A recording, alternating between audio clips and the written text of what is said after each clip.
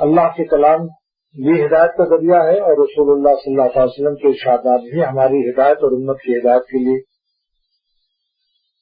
رسول اسی لیے آتا ہے تاکہ وہ اللہ تعالیٰ کے بندوں کو اللہ سے جوڑ دے۔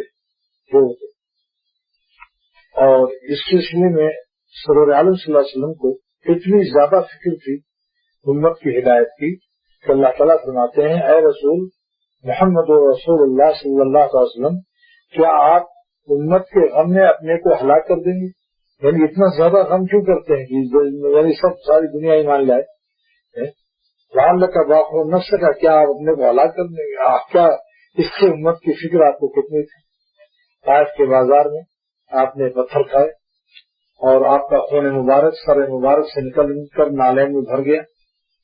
اس وقت بھی اللہ تعالیٰ نے جبریل علیہ السلام کے ذریعے سے کہلایا کہ اگر آپ چاہیں تو میں ان دونوں پہاڑوں کو ملا کر ان کو ہلاک کروں جو پتھر مار رہے ہیں آپ کو۔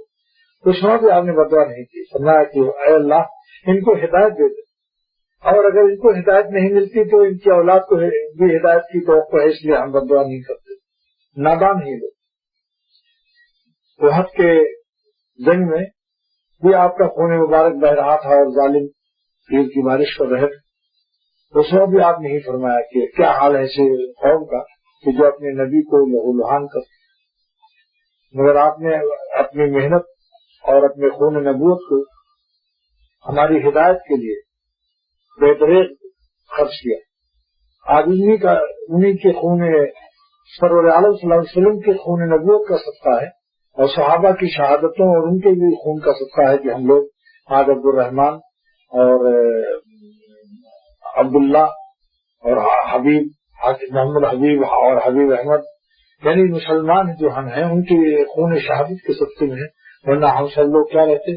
ٹھاکر پرساد رام چندر رام نریش، ارے ہندوستان کے نام تو ہم بہت سے بھول گئے ہیں، لیکن یہ کہ بتلا رہا ہوں کہ آج ہندو اور یہودی ہوتے ہیں لوگ، مگر آج حضور صلی اللہ تعالیٰ علیہ وسلم، اس لیے اس دین کو معمولی نہیں سمجھنا چاہیے۔ میں یہی اس لیے دوستوں سے کہتا ہوں کہ اسلام کو اور ایمان کو اور اللہ تعالیٰ کی محبت کو، رسول اکرم صلی اللہ علیہ وسلم کی محبت کو معمولی نعمت مت سمجھیں، اس لیے کہ اگر دین اور اللہ تعالیٰ کی محبت معمولی نعمت ہوتی تو اپنے پیغمبر کا خون نہ بہاتا خدا، اس لیے کہ نبی سے بڑھ کر دنیا میں کوئی نہیں، اللہ کے بعد بس حضور صلی اللہ علیہ وسلم کا درجہ ہے۔